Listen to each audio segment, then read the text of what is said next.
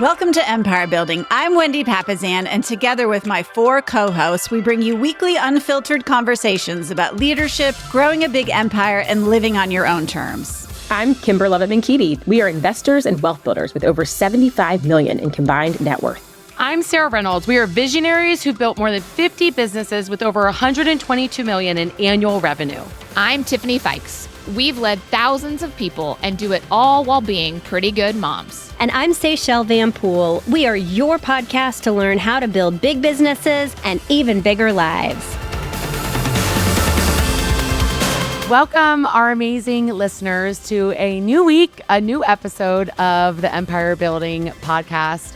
I am so excited to be in our studio with the one, the only, Wendy. Here we are again. 6 years later, we're still here. We're still recording. We're still coming up with things for our listeners. And actually, I went for a walk with my friend Jenny this morning, and she was just telling me how much she enjoyed our latest episode. So hopefully we appreciate you guys for continuing to listen. Hopefully you're still getting stuff out of it because we're still enjoying it. I always learn from you, Sarah, and my other amazing co-hosts. So excited to be here again. It's amazing how over 6 years of recording this podcast every Monday, having an episode drop for over 6 years, it's amazing how much better we've gotten to over the years. And so thank you, listeners, for many of you have been along the journey the entire time with us. Some of you started out young and in your 20s, and now you've had 3 kids. Maybe you've gotten married since we started. Who knows? Where were you when the Empire Building podcast first launched? And what's your life like now? We want to hear about it. Yeah, send us a message. Yeah. Well, today we got a really exciting episode for y'all. We're going to be talking about ways to make more money on every deal. So there are ways that you're negotiating, and honestly, you're leaving money on the table. And we have master negotiator here, Sarah Reynolds, who wrote this incredible episode. I already know I'm going to be sharing this with my team when we're finished with this episode, and probably everybody I know. So it's going to be a good one. Yeah. So we've come up with 7 things that are potentially taking away your next paycheck and or reducing it. And so we're going to dive in here and start with our first one, which I was sharing some of these things with my team. And I said, you guys got into the real estate business. You didn't get into being a psychic business. And they all looked at me like, what? Well, the first thing that could be stealing your next check is trying to predict the future, right? So you are not a psychic. You are a problem solver. Plus, if you were a psychic, you'd be on your island right now and you wouldn't be slanging houses anymore. Exactly. So let's just admit right now that we're not on our island. We still have to sell houses. And so we cannot predict the future. One of the biggest mistakes that I have seen agents make and that I've made over the years is we make assumptions. So every single day, life happens for us. It also happens for our clients. And so our clients might have said something a week ago or a month ago that was true then, but then changes happen every day to their situation, to why they want to move, to why they want to sell, or why they want to buy their next home.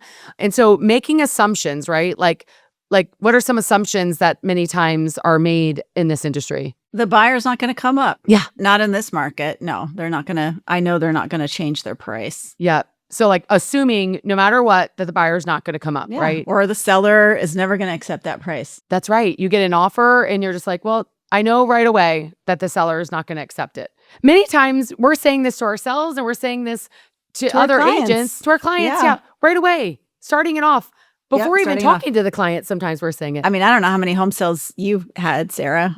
So many, but we're at 2,500 home sales, and I've often thought that seller's never going to accept it. And I don't know exactly how many times that has not come true, but it's certainly many, many times in the course of my 17 years where we've submitted an offer and the seller's just signed it and sent it back to us. So we had a situation last week where the seller rejected the first offer. And then last week we got a new offer that was $20,000 lower than the first offer that they rejected. And our agent thought they knew what the seller was going to do. And sure enough, that seller was like, no, I want this done. And so weeks ago, they didn't want to be done. Now they want to be done. And we were able to put that transaction together for our clients. But the agent's mindset going into it was like, well, they didn't accept the last offer. They're certainly not going to accept this new offer for $20,000 less. Well, guess what? They did. Yeah. And so every single day, things change. And so our job is not to predict the outcome. Like, we don't know the outcome, right? Our job is to solve problems until we know for sure it's a no. Think about it this way, as far as timing goes. Think about everybody you dated in your 20s. Maybe, well, you didn't date a lot because you got married kind of young. But I think about all the people I dated in my 20s. It was a lot. Oh, you got around. Wendy got around? That's true. That is, I resemble that remark. Yes. But 27 years and counting. Jay's my one and only. But so much of it is about timing in your 20s, and I had other marriage proposals that I turned down. And then all of a sudden, you know what? The time is the time. So it's the same in real estate. Humans are humans. You had other people ask you to marry you? Only in the Middle East. Wow. Okay. I did not know this. Well, I try to keep things mysterious. I don't share everything with you. When am I going to find out the next 6 years? I can't wait. I know. Some secrets shall never be revealed. Yeah. So going into, like, when you get a low offer, you're the listing agent and you get a low offer, right? The first thing is we got to check our mindset, right? We want to make sure our mindset is around, okay, my job is to solve the problem. Yes. We know that the seller wants to sell their home. That's why it's on the market. Okay. My job is to solve their problem. Fix it. Yeah, fix it. And I don't know what they're going to respond with, right? Yeah. One of the things that I have found to be helpful when I know I'm presenting a low offer where I'm like nervous about what the seller's going to do, right, is to start off right away. Like, I totally understand why your first reaction might be to say no. But before we make that decision, right, let's remember that we don't know fully what the buyer's willing to do next. Like, we know what their first offer is. We don't know what their next move is. The only way we're going to find out is by continuing the conversation. So we can continue the conversation by countering versus just shutting it down, right? So going in and making sure that you're leading the client as well. But it starts, like, if our mindset is they're for sure not going to accept not going to do it, then you're not going to go in with a conversation with them about the pros and cons of why they might want to keep the conversation going. Yeah, because your job is to sell the house. Your job isn't to get the biggest win possible for your client. Yep. It's just not. I mean, you do want that, and you need to do what your seller wants you to do. And that's right. A lot of times you're just there to actually get the home sold. And I love this idea of writing it out before you have the conversation, that hard conversation. Especially for many of you as your markets are changing right now, changing drastically. Writing this out and becoming a really good, your words matter. Becoming very precise with your wording is actually everything. So that's a great skip. Well, what about if it's a buyer? Do we have a good role play for that? So with a buyer, right, when they want to make an offer on a house, and like a lot of times I find that agents will talk them out of making the offer on the house because they think the seller's not going to accept it, right? Yeah. And so instead of saying that, right, say something like, well, we don't know if the seller is willing to negotiate until we ask. Like, we don't know what's going to happen. My job is to create opportunities, not assume what someone will or won't do. So let's go ahead and write it up and let's see what they do, right? And so giving the opportunity to start a conversation on the house and or continue the conversation as the listing agent, that's your job. Not to assume, not to predict the future, not to know 100% what's going to happen. Your job is to keep the conversation going or start the conversation. I love that. You never want to negotiate against yourself. That's right. All right. So number 2, we've got don't give up on the first buyer. So those of you that have been in the business for a while know that typically the first buyer, the first offer that you get is always the best offer. Why?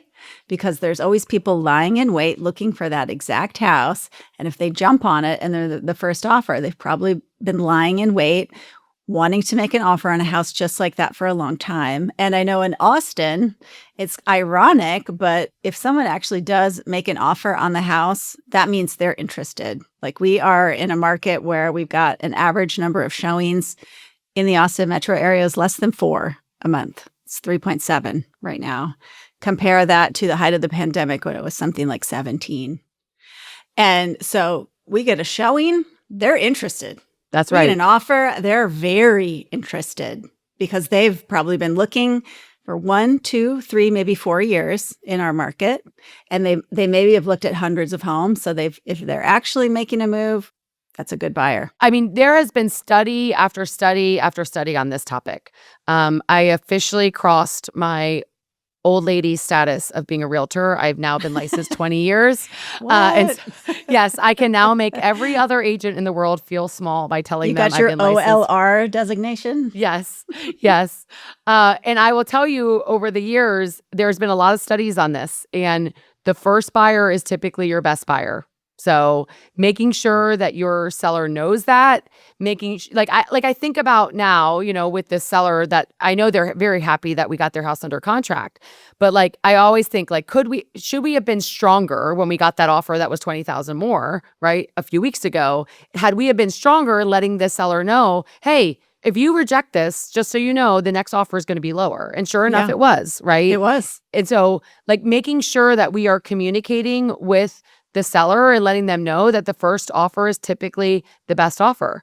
And so you want to do everything in your power to fight for the first buyer before looking for the next one. So when you get that offer as a listing agent, do your best to try to make that work, because we know statistically that that's going to be the best one. I'd rather negotiate with someone who already loves your home, they're the first buyer, than hope another buyer feels the same way. That's right. Yeah. Boy, is that good. So good. Who wrote that? Oh, I don't know. I want to be like her. Yeah. She probably had her OLR. Yes, she did. How about you're representing the first buyer and then the seller counters? Or they get offended. That's right. The seller gets offended. Yeah, they get offended. Yep. A lot of offended sellers in this market. So many offended sellers. Yeah, it's really tough. We have one seller, they bought their house at the peak of our market for $880,000. They ended up getting an offer for $550,000. That's what they sold it for. Brutal. That's rough. That's brutal. Rough. Yeah, they're offended and they've moved on and they're happy. They're happy they don't have that house anymore. Yeah. And that's going to be one of our points here in a moment. But number 3, right, with what's stealing your next commission check and or getting that home under contract is not realizing that the offer is a starting point, right? Any offer is just the beginning of negotiations, right? And so every counter, right? And we said this earlier, but it's so important I want to double down on it, because every counter keeps the conversation alive. I love that. No response will kill it, right? Yeah. So a rejection, that kills it. But any counter keeps it alive. And so my golden rule and what I've learned through my OLR designation is that you always— This is going to become a thing. It is. We need to trademark it right now. Wendy's Googling OLR.com. Yes. Is the URL available? Yes, it is. The golden rule is always counter. Yeah. Right? Even a little. Even a little. And you know what? Honestly, and I hate to say this, but some realtors out there, they're kind of lazy. They don't want to jump through all the hoops of doing all that. And so you've got to be the one that fights for that counter, whatever it looks like. And sometimes, honestly, it's not even the price. Yes. We're going to talk about that later. Sometimes it's terms. If you can't give this, at least you can give that. Because at the end of the day, everybody wants a little win. Everybody wants a little win. And if they're taking a massive haircut, if they bought the house for $880 and they're selling it for $550, that is tough. That is tough. So what is a win that you can give them, right? Yep. So, yeah, just a starting point. One of the things that I learned to say to a seller on this, which has helped them with when they feel so down about this low offer, right, is we don't have to accept the offer. But I also don't think we should reject the offer. When a buyer writes an offer, they want the home, because that's why they wrote it. I mean, I always tell sellers, think about all that the buyer did before writing the offer, right? They probably looked at least 10 homes in this market. They went back and looked at a CMA and did their research on whether or not they really liked it. They probably stayed in the home for quite some time to identify that they like it. They had to get pre-approved. They got pre-approved, and that's a hell of a process these days. Find a realtor. They wrote a deposit check, like an earnest money deposit check. They signed pages and pages of documents to submit the offer. I mean, that's a lot of work. It's a lot. They want the house. Like they're showing they want the house, right? They want it. So I simply just say to the seller, let's counter and see what they're willing to meet us at. But if we don't counter, we're shutting it down. Yeah, we do love that. And I think a really nice way to say, when you do get a low offer, typically when I get an offer in, I will, email it over and then I'll write a little note with it and then I'll pick up the phone and talk to them. But a little script that I have is, I know this is less than what we were hoping for, and I think we could work with it. So you're always already setting the expectation, like, yeah, I think we could work with this, even though they're like, what? So you have to be the one that says, yeah, I think this is going to work. Yeah. And what I love about that is like both with the buyer's agent, like if you're the listing agent with the buyer's agent, you're having that conversation. And then also with your client, right? And I think so many times as an agent, the sooner you learn that you can influence the mindset of also the other agent through how you talk, through what you say in your email, the more money you will make, the more deals you'll put together, the more homes you will sell. Well, I think it's also a good reminder to just understand that you don't know why somebody made a low offer. You really don't. It could be they've got somebody in their ear whispering, it's this kind of market, start really low. It could be a cultural thing where you want to go back and forth a lot as far as your negotiation strategies. Like you just don't really know. And that goes back to our number one. Like you're not a psychic. Momentum will create contracts, and how you keep momentum is countering. Silence kills them. Yep. So if you want more contracts, you've got to keep the momentum going and don't shut it down. So number 4, texting instead of talking. What did I say just now? Pick up the phone. I feel kind of lucky. I'm a Gen X realtor. I spend a lot of time on the phone. I love the phone. Not everybody does.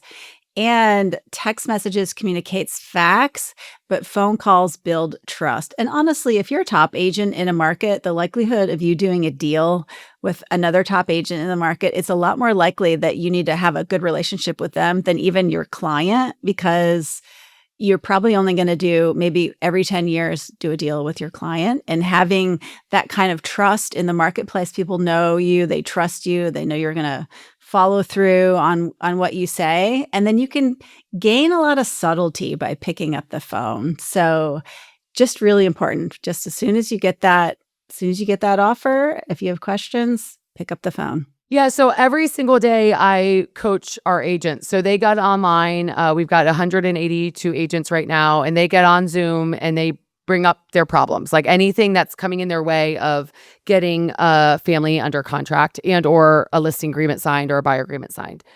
This by far is what I'm hearing the most that's stealing from them. So this is 182 agents that are very good agents, but when this came up last week on my coaching session, which was why this is in here, because he said, this seller is not accepting this offer.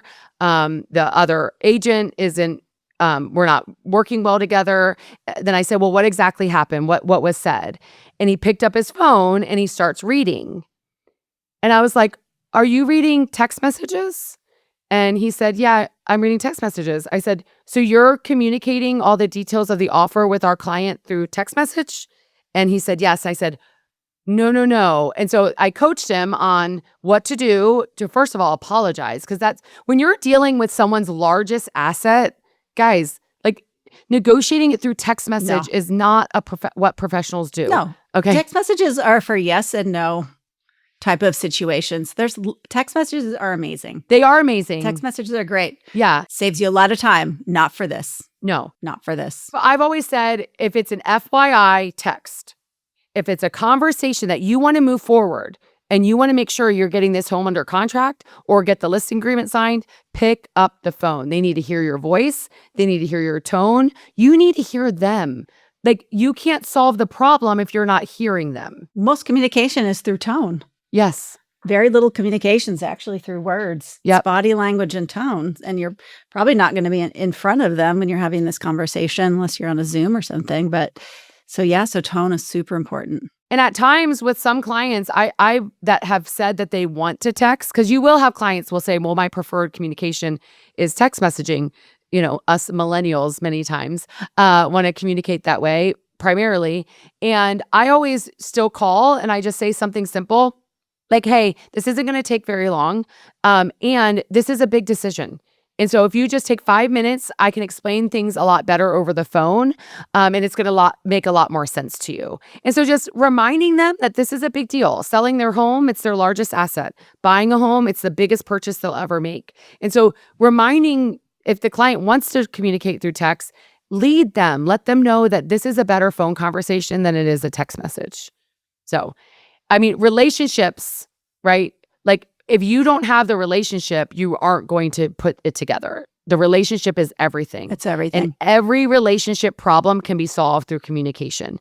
And that's not considered text messaging. And every problem you have is probably a communication issue. That's right. All right. Number 5, we've got the other way that you're leaving money on the table is negotiating one line instead of the entire deal. Okay. So I've heard it say before, you can have price, but not terms, or you can have terms and not price.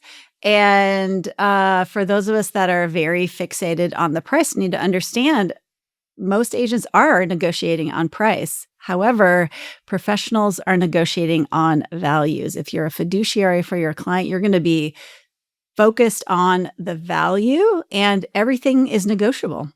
Everything is negotiable. You got closing costs, when they're going to get the house, repairs, a home warranty, a rate buy down, HOA fees, earnest money, a closing date, personal property, and anything that may or may not come up on the inspection. So that can be, honestly, that could be $100,000 right there. Yep. All of those things easily. It could be more. Could be $250,000 on a luxury home.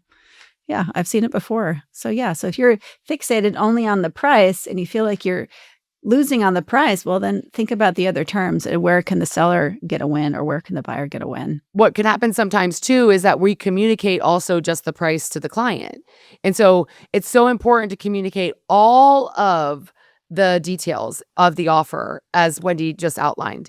When you communicate all of the details, what happens when a counter happens, let's say they counter the price, but they accepted all the other terms. Like Wendy already talked about creating those wins. It's so important to create the wins. And so like when you call your seller, right, and the buyer counters again, right, at the price, and you call the seller and say, I've got good news. They've accepted, and you list out all the things that they've accepted, right? That's outside of the price. Win, win, win, win. Yep. And the only thing they've asked to change is the price. That's it. That's it. Okay. And so if we can come to an agreement on the price, then we've got everything else we wanted. Perfect example of that is I was working with a seller once, and they actually received 2 offers, and one offer was higher and one had a much shorter closing date. And because of the way that they had borrowed money from their 401k to buy the house they were moving into, there was a deadline. And so that deadline was going to cause them to have some serious fees if they didn't pay their 401k back at the time. So if I'd only been fixated on the price, right, and not been curious about that or not had that conversation, I wouldn't have known that. So they actually ended up picking the lower offer that had an earlier close date because of the fees that were in. So that's one example where, it was probably $25,000. That's also a powerful example back to point number 1. Right? Like that buyer's agent, like had she or he had not submitted the offer and assumed that your client wouldn't have taken it because of the price, that wouldn't have ever come together. And so because that agent didn't know that they had this deadline with their 401k, right? And so like making sure that we aren't making assumptions. Again, we're going to say this over and over again. It's so, so important. Keep the conversation going and making sure that we're not just focused on price, because every contract is a lot more than just the price. Yeah. Number 6 thing that's stealing from you, your next transaction coming together, is feelings cost money. Clients make emotional decisions, okay?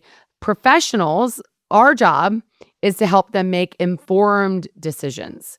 So not arguing with them, making sure that we are letting them know both the pros and the cons of not moving forward. Not getting outraged with the seller when someone makes a low offer. That does not help you. No. Okay. It's not your job to, you want to empathize with the client. Yeah, I'm so sorry. I understand. Yeah, I understand how that feels to get a low offer, but you're not like, oh man, who's that person? Why is this buyer doing it? Why would they do that? So you don't want to go there with them when the sellers are in their feelings, because you're a neutral third party. That's why they hired you, right? Because we do live in our feelings. And, Sarah, you and I both sold personal houses, right? Yep. And being on the personal end of your own transaction is very stressful because you don't have someone in between. And so if you have someone who's living in their feelings that's in between, and if you got two agents like that, that's a huge problem. You got to be the calming voice in the midst of the storm for them. Yep. And helping them navigate, because it's so important for them not to miss an opportunity because of the way that they feel about it, right? And then with that, like when they have those moments, right, you're calm, you got a steady voice, you are in control. You may have scripted out what you're going to say in advance. Yes. Like I know when I first started, I did it all the time. I wrote out, I counsel my agents, write it out when you're having because you're not mainly ever having these conversations in person. Yeah. So you can think about it. What would I say? What would somebody else say? What do I do? How do I know what to say? Because your words do really matter, because they hired you to advise them and be their wise counsel. When I first got my license, I had my mom tell me like each paragraph of the contract, how to explain it with just one sentence. And even in person, I had the paper of my notes and they had the offer, and not one person ever recognized that I was reading from my cheat sheet, even in person. Yeah. And so half the time people are in their own world and they don't realize. Yeah. But I am a big believer in what Wendy said. Write it out. Do your best to listen, but like keep them on track. Keep them on track. Right? Yeah. And then with that, I think it's so important, like when they emotionally react, and like I've had sellers many times say like, rejected. I'm so insulted. Like, how dare they have come into my home and spent 30 minutes and then send me an offer like this? And they're just so upset. And I always validate their feelings, as Wendy said, right? Like, I totally understand why this is insulting. Like, I wanted us to have a higher offer as well. Now, my responsibility is to help you understand both the pros and the cons of what to do next. So here are your options, and let me explain the pros and the cons. Right? And then making sure that they know before making a decision, okay, because when the emotion, they're not thinking about the cons. They're just emotionally reacting. Your job is to make sure that they understand, well, if we don't make this work, we are shutting the conversation off, right? Which we talked about already. We will add up more days on market. Most times we'll get lower future offers. We're going to have increased competition as more homes come on the market. You've got carrying costs that you're going to be carrying along the way. So you're going over the cons, right? Now, my job is to do whatever you would like me to do, but I want to make sure that you know the pros and the cons of just rejecting the offer. And many times that will ease their emotion, and then they'll start thinking logically. You can also take a break. You know what I mean? You don't want to take a break for 24 hours, but you can take a break. Like, listen, I can tell that you've got a lot of emotion in this right now, which I totally understand that. I would be there right there with you. So like, let's just think about it for an hour, and I'll call, like, obviously not everybody, but just take a break and think about it. And when your person that you've hired says that to you, you're going to think about it. Yeah. And you've got some really great questions here, Sarah. And what I love about questions is, selling isn't telling. Selling is about having the ability to ask great questions. So, and it causes someone to think, and it causes someone to kind of get out of their emotions when you ask them a powerful question. So you can ask them a question: what would happen if the next offer is lower? What if rates increase? What if they go up next month? What if this buyer never comes back? Causes them to think about it. And that's a way of spelling sort of the downside of walking away, but having them self-discover it, which is a way better way for them to actually be able to process and make a decision around it. And these are great questions to ask. Like, I love the break suggestion. These are great questions to ask, like just some things to think about. Because what I don't want to have happen is 2 days from now, we lose this buyer, and 2 days from now, you feel regret over losing the buyer. I want to make sure that we're thinking everything through ahead of time before we make the decision. And just like letting them know, like, it's okay to pause. It's okay to slow down. This is a big decision. Let's think about it and think through the pros and cons. That is what is nice about a slower market is there's more thinking, like in 2020 and 2021, where everything was going crazy. It was hard because you did have to make sort of like split second decisions, at least in our market. And, let's wait a hot second, let's think about it. Yeah. All right. So number 7, our last way to save more money and make more money in real estate is you want to treat obstacles like problems to solve. So one of the best, I think, skills that you can have as a realtor is to be a problem solver. And it's a skill that some people are born with, and it's also a skill that you can get better at, right? So you can become a better problem solver. I know this is true because I've become a better problem solver over the 17 years I've been in real estate. I'm an OLR myself, and I've seen it with other people on my team because this is literally what we're doing all day long. And you have 2 kinds of problem solving. You've got sort of like logical problem solving, which is to take a big problem and really think about it. But then you've also got rapid problem solving. And some of you have both of those skills and some of you only have one. Either way is fine, but you need to know which one you have, because a rapid problem solver is someone who's really good in an emergency. Maybe something horrible is happening and you're able to make split-second decisions. Sarah, I know you're more of a slow processor, right? So if you know this about yourself, you can also say, you know what? I'm going to take a hot minute. I'm going to think about it. I'm going to talk to somebody that I know in my office because I want to be the best that I can be for you. And problem solving is just one of the most important skills really out there. Every objection, every roadblock, every problem that you run into has multiple solutions. There's not just one way to solve it. And so the best negotiators stay curious. So always staying curious about other ways to solve it, brainstorming with other agents, like never letting your pride, or like my Meemaw used to say, get too big for your britches, like get in the way of you asking like, hey, have you guys been able to solve this in any other way? This is the roadblock that I'm in. But like always asking for solutions and creating new solutions, because it's never just one. There's a lot of different ways to solve problems, but pausing and coming up with different solutions, and or if you are gifted, Seychelles is by far the best, like the most rapid problem solver I've probably ever seen, honestly. Maybe the world. I don't know. Probably. Seriously.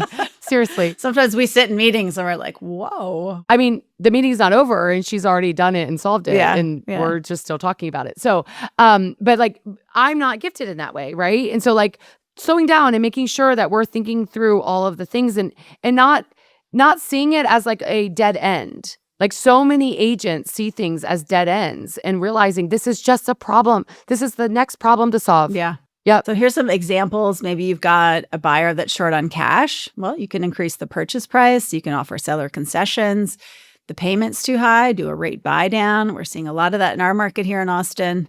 Seller needs more money. Well, let's talk about a different financing structure.